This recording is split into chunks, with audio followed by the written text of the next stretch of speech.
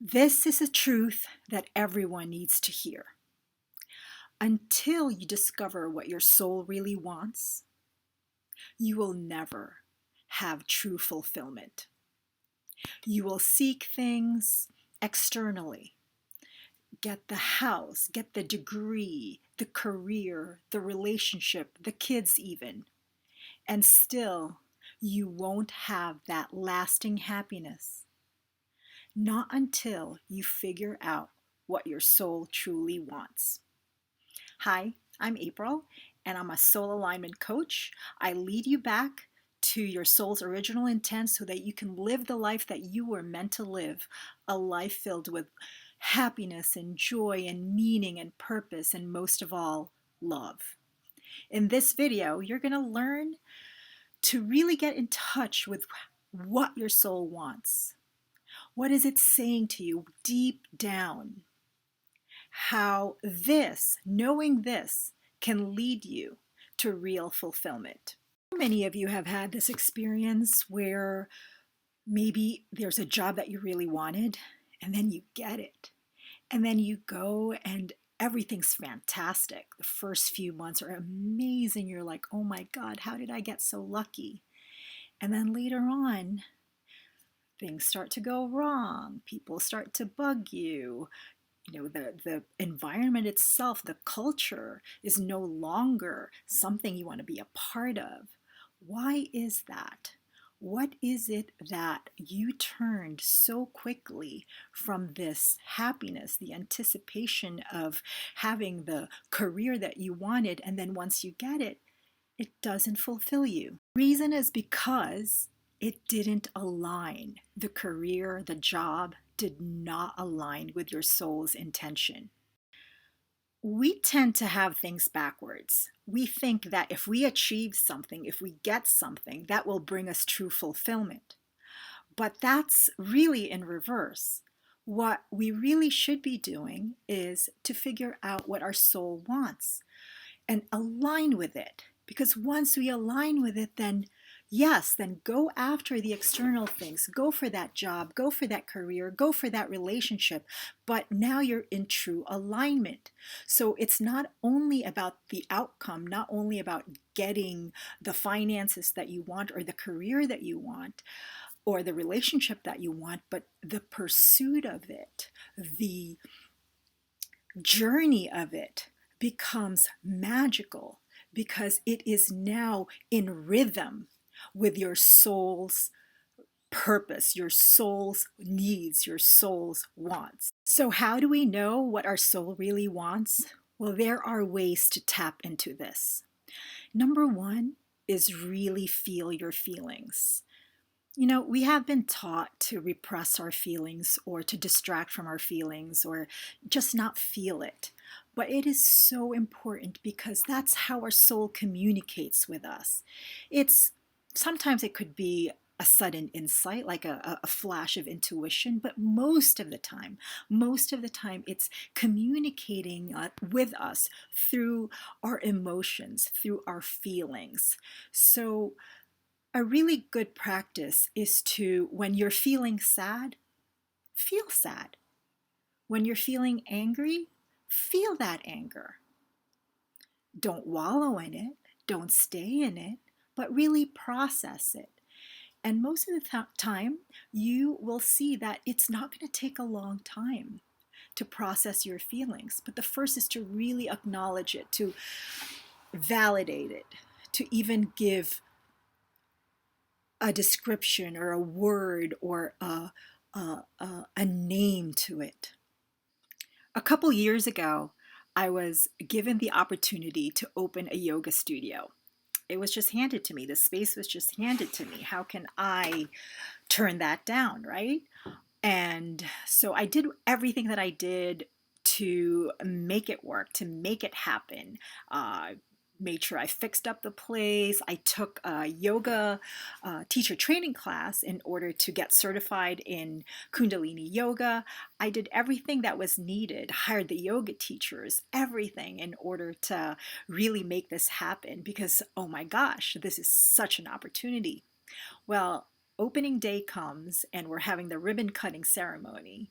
And as I was cutting the ribbon and making my speech to all these town officials and to the friends and family that gathered at this ribbon cutting ceremony, I felt this dread inside me that I made the wrong decision.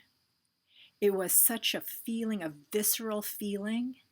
I mean, nobody knew that I was going through that, but in that moment, it was a certain sense that I was not in alignment. I was not doing what was good for my soul. And looking back, now I know why.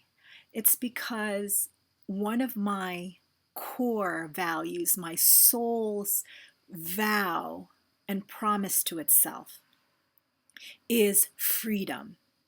Freedom in everything that I do. And so to be tied to a brick and mortar yoga studio was completely not aligned with that need for freedom. So within the next few months, I didn't really put my all into it. I knew that I was not going to keep that studio. I let it fail, or I failed, however you want to call it. But it was quick and it was not as painful because I knew I wanted to get out. My soul told me. I wish it told me sooner. But that experience really taught me a big lesson. And one of the things that I truly learned was to check in earlier, to see what I truly feel, as opposed to get caught up in, the whirlwind of making something happen that you thought you really wanted. Another way to get in touch with what your soul really wants is to think about peak experiences in your life. Let's do this now. Close your eyes for a minute. Just breathe slowly. Expand your belly as you breathe in, and then really let it go, let it all out. And as you're breathing normally, just try to remember an experience where you feel there's just something powerful or something peaceful, or whatever the word is, whatever you feel, but it's a peak experience. It's something that doesn't happen quite often. So you remember it. You remember when it does happen. What is that experience? What came up for you? What did you remember? What did you recall?